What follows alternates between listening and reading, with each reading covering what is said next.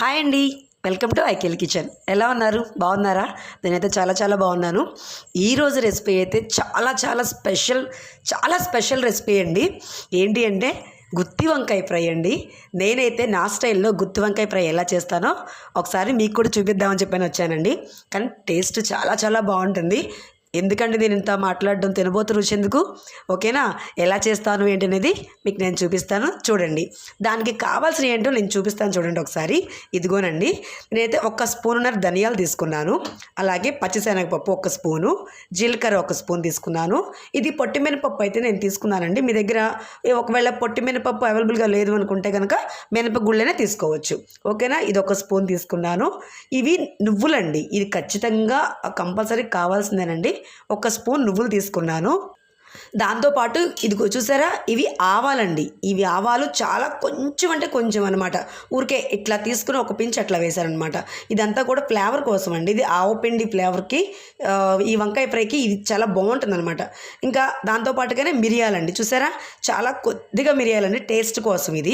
ఇది మిరియాలు కలిపి ఫ్రై చేసామనుకోండి, ఈ మిరియాల ఫ్లేవర్ అనేది చాలా బాగుంటుందన్నమాట. అందుకోసమని కొంచెం అన్ని మిరియాలు అనమాట.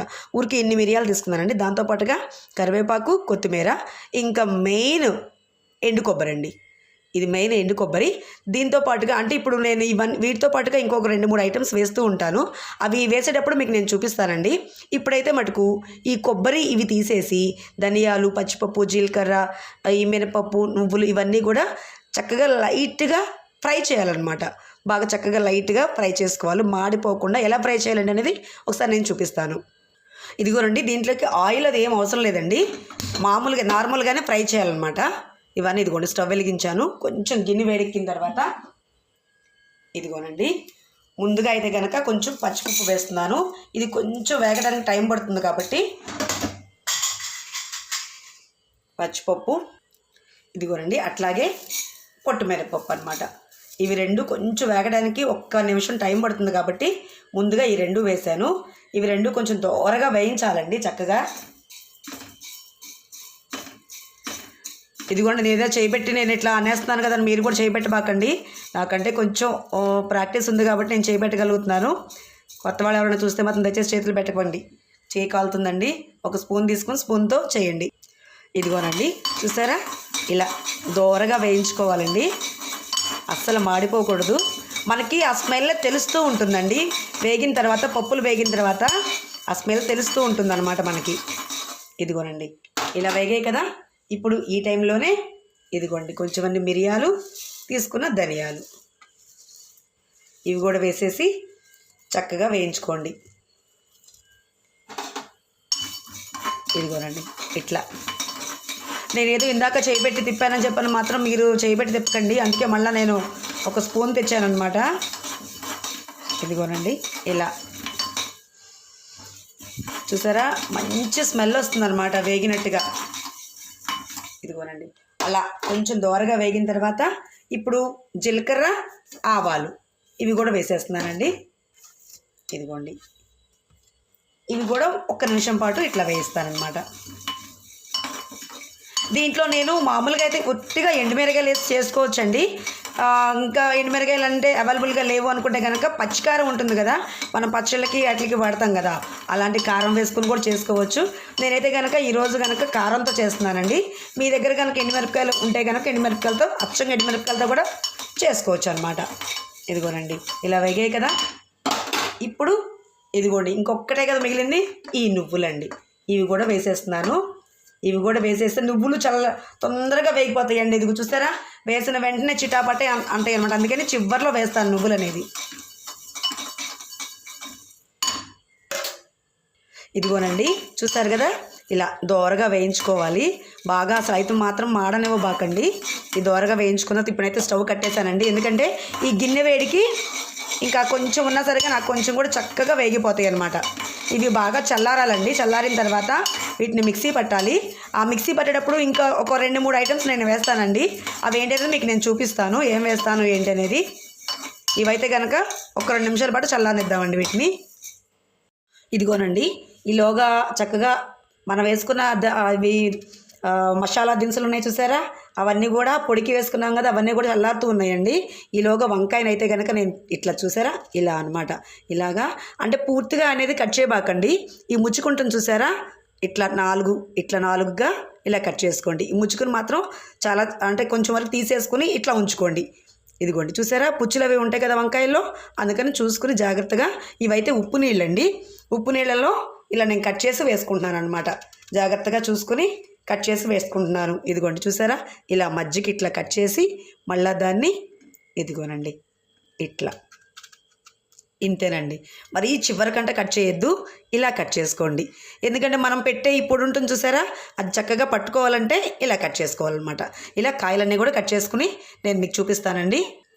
ఇదిగోనండి, నేనైతే వంకాయలన్నీ కట్ చేసేసుకున్నాను. నేను ఇందాక మీకు చెప్పిన మెజర్మెంట్ అంతా కూడా నేనైతే 1/2 కేజీ వంకాయలు తీసుకున్నానండి. ఒకవేళ మీరు ఒక 1/2 కేజీ వంకాయలతో కానీ చేసుకోవాలనుకుంటే దాన్ని డబల్ చేసుకోండి అంతే. అంటే 1 స్పూన్ అని చెప్పిన చోట 2 స్పూన్లు వేసుకోండి, ఏది వేసుకున్నా సరే. కానీ ఇదిగోండి ఉప్పు నీళ్ళు అయితే వేసాను. ఆ పౌడర్ అయితే అది దినుసులు అయితే కనుక బాగా చల్లారిపోయినాయండి. ఒకసారి నేను మిక్సీ వేసి నేను మీకు చూపిస్తాను పొడి. ఇదిగోనండి, నేను ఇందాక వేయించాను కదా, ఆ దినుసులన్నీ వేసేసాను అనమాట. దాంతోపాటుగానే ఇదిగోండి ఒక 4 వెల్లుల్లి రెబ్బలు అనమాట. దీంట్లో అల్లం కానీ ఇట్లా నేనేం వేయనండి, ఓన్లీ వెల్లుల్లిపాయ రెబ్బలు. దాంతోపాటుగానే ఇందాక నేను మీకు చూపించాను కదా కట్ చేసిన తర్వాత కొత్తిమీర, కరివేపాకు, ఇంకా ఎండు కొబ్బరి చూపించాను కదండి. ఎండు కొబ్బరి అయితే కనుక నేను వేయించనండి. ఇదిగోండి ఎండు కొబ్బరి.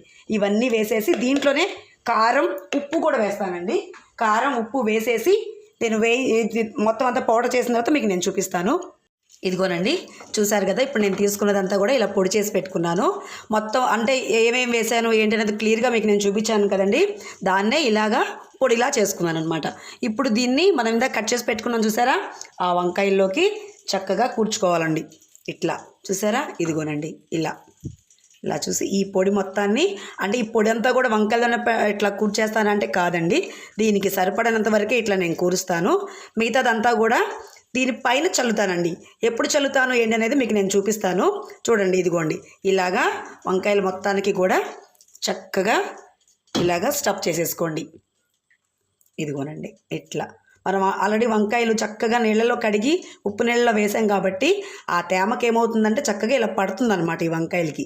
చాలామంది వంకాయలు ఏం చేస్తారంటేనండి, ముందుగానే నూనెలో వేయించేస్తారండి. వంకాయల్ని వేయించేసి ఆ తర్వాత ఇలాగ స్టఫ్ చేస్తారు.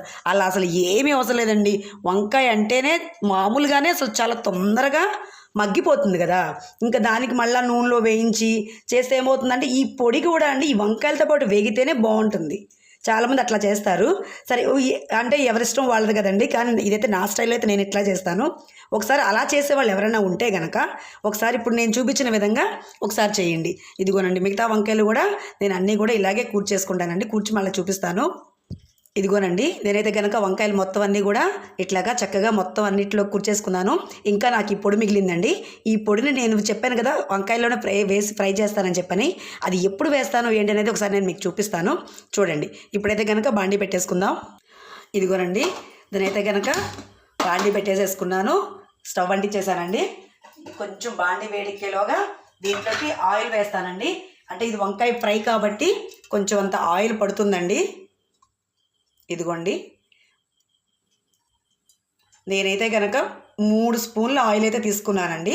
సరిపోతుంది, అంటే తీసుకుంది 1/2 కేజీ వంకాయలే కదా, అందుకని 3 స్పూన్ల ఆయిల్ అయితే సరిపోతుంది. ఎందుకంటే ఇది బాగా డీప్ ఫ్రై అవ్వాలి కాబట్టి అండి, అందుకని ఈ ఆయిల్ అని తీసుకున్నాను నేను. ఇదిగోండి కొంచెం అంత ఆయిల్ వేడెక్కాలండి. అంటే మరీ బాగా కాగిపోయినట్టుగా మాత్రం కాగిపోయిన తర్వాత వంకాయలు అయితే వేయొద్దండి. ఎందుకంటే ఇదంతా వంకాయ మగ్గకోకుండా చక్కగా, అంటే లోపల మగ్గాలి కదా వంకాయ అనేది, మగ్గకోకుండా పైకి మాత్రం వేగిపోయి మాడిపోయినట్టుగా వస్తుందండి. అందుకని కొంచెం అంత గోరువెచ్చగా అయిన తర్వాత ఇదిగోనండి నీట్గా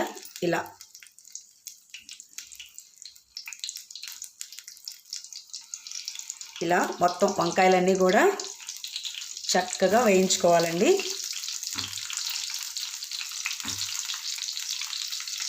ఇదిగోనండి అంతే. ఇలా ఏం చేస్తానంటే ఇప్పుడు దీన్ని మూత పెట్టి ఒక 5 నిమిషాలు మగ్గిస్తానండి. ఇదిగోనండి ఇదంతా కూడా సిమ్లోనే జరగాలి. మూత పెట్టి ఒక 5 నిమిషాలండి. ఎందుకంటే వంకాయ మగ్గాలి, మనం దాంట్లో పొడి పెట్టాం కదండి, ఆ పొడి కూడా కొంచెం అంతా యావరికి మగ్గాలన్నమాట. అందుకని మూత పెట్టి ఒక 5 నిమిషాలండి. మగ్గిన తర్వాత మళ్ళీ నేను మీకు చూపిస్తాను. ఇదిగోనండి ఒకసారి నేను చూపిస్తాను. ఒక 5 నిమిషాలు అయింది కదా, ఇదిగోనండి చూస్తున్నారుగా, ఇట్లా అన్నమాట. దీన్ని చక్కగా ఇలాగా రెండో వైపుకి ఇలా తిప్పండి. చూసారా, ఇలా ఇలా ఇలా మూత పెట్టి చక్కగా మగ్గించారనుకోండి, చక్కగా వేగుతుంది, ప్లస్ ఇట్లా మగ్గుతుంది అనమాట. లోపలంతా కూడా మగ్గుతుంది, పైన అంతా కూడా చక్కగా ఇలా వేగుతుంది. అన్నీ కూడా ఇలా ఇలా తిప్పేసేసుకోండి, ఒకవైపు నుంచి ఇంకో వైపుకి ఇలా.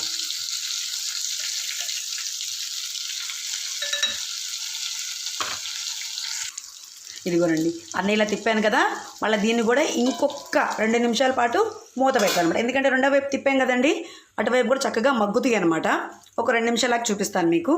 ఇదిగోనండి నేనైతే కనుక ఇందాక చెప్పాను కదా ఒక్క 2 నిమిషాలు అని చెప్పానని, ఇదిగోనండి ఇది ముందు ఓపెన్ చేసి చూపిస్తున్నాను చూడండి.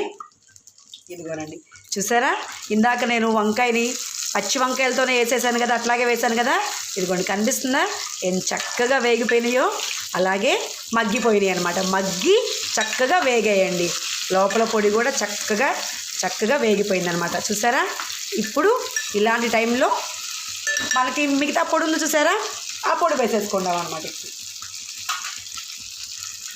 ఇదిగోనండి ఆ పొడి వేసే ముందు నేను మీకు ఒక సీక్రెట్ చెప్తాను. ఇదిగోనండి గుత్తి వంకాయ కూర మరింత రుచిగా రావాలంటే ఫ్రై అండి. ఇదిగోనండి చూసారా, ఇది చింతపండు అండి. ఎంత చింతపండు చూసారా, చిన్న పిక్క అనమాట, ఊరికే ఎంత చిన్న పిక్క. దీన్ని చక్కగా ఇట్లా నానబెట్టి కొంచెం అంత గుజ్జండి. ఇది మొత్తం కలిపితే 1 స్పూన్ అంత ఉంటుంది. చూడండి నేను చూపిస్తాను ఇప్పుడు మీకు. ఇదిగోనండి ఇంతేనండి, ఊరికే. ఇదైతే కనుక పులుసు అయితే కాదండి, డెఫినెట్గా ఫ్రై అయ్యాను. చూడండి మీకు ఎంత డీప్ ఫ్రై అవుతుందో. ఈ పులుసు ఇప్పుడు ఎందుకు వేసానంటే ఆ పులుసు ఫ్లేవర్ అనేది వంకాయలకి పడుతుందండి. అసలు ఎంత కమ్మగా ఉంటుందంటే అంత బాగుంటుంది అనమాట. చక్కగా అసలు దీంట్లో పులుపు అనేది అంటే చింతపండు ఫ్లేవరు, ఆ పులుపుదనం తెలుస్తుంది అంతేనండి. ఇదిగోనండి చూసారా, ఇప్పుడు ఇలాంటి టైంలో మనకు ఇందాక పొడి మిగిలిన చూసారా, నేను ఆ పొడిని వేసేస్తానండి ఇప్పుడు.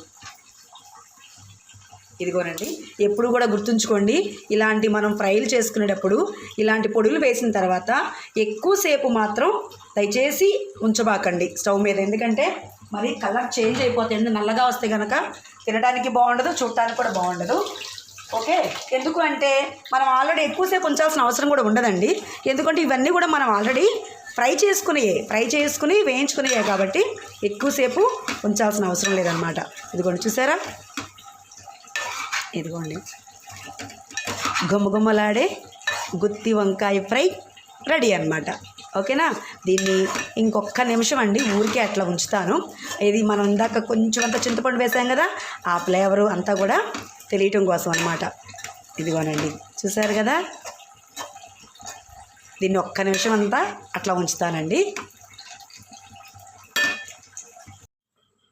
ఇదిగోనండి చూసారా, 1 నిమిషం అయింది కదా, నేనైతే ఇప్పుడు స్టవ్ అయితే ఆపేసేస్తున్నానండి. ఇదిగోనండి చూసారు కదా, చక్కగా గుమ్మగుమ్మలాడే గుత్తి వంకాయ ఫ్రై రెడీ అనమాట. చూసారా, చక్కగా వంకాయ మగ్గిపోయింది, చక్కగా వేగిందనమాట. అలాగే మనం వేసుకున్న పొడి ఉంది చూసారా, ఆ పొడి కూడా చూసారా ఎంత చక్కగా మగ్గిందో. ఇదిగోనండి ఈ పొడిని కొంచెం ఇట్లా పెట్టుకుని ఈ వంకాయని రైస్లో పెట్టుకుని తింటే ఆహా అనాల్సిందే అనమాట. చూసారా ఎంత బాగుందో. ఏంటి మీరు కూడా మీ ఇంట్లో వాళ్ళతో ఆహా అనిపించుకోవాలందా? ఇంకెందుకు ఆలస్యం, అయితే వెంటనే కనుక ఇప్పుడు నేను చూపించినట్టుగా ఈ వంకాయ ఫ్రైని ఒక్కసారి ట్రై చేయండి. ఓకేనా, నచ్చిందా మీకు కూడా? నేను చేసిన ఈ వంకాయ ఫ్రై కనుక మీకు నచ్చినట్టయితే కనుక మన ఛానల్ని లైక్ చేసి షేర్ చేసి, కొత్త వాళ్ళు ఎవరైనా చూస్తున్నట్టయితే కనుక సబ్స్క్రైబ్ చేసుకోండి. ఓకేనా, మరిన్ని వీడియోస్ కోసం ఐకేఎల్ కిచెన్ని తప్పకుండా లైక్ చేయాల్సిందే. ఓకేనా, చూడండి ఎంత బాగుందో రెసిపీ. చూసారా, గుమ్మగుమ్మలాడే గుత్తి వంకాయ ఫ్రై అన్నమాట. ఒక్కసారి మీరు కూడా ఇప్పుడు నేను చేసిన నా స్టైల్లో ఒక్కసారి చేసి చూడండి. చేసి చూసిన తర్వాత ఎలా వచ్చింది ఏంటి అనేది తప్పకుండా కామెంట్ సెక్షన్లో మాత్రం కామెంట్ చేయండి. ఓకేనా, మరి ఇంకొక కొత్త వీడియోతో మళ్ళీ మీ ముందుకు వస్తానండి. బాయ్.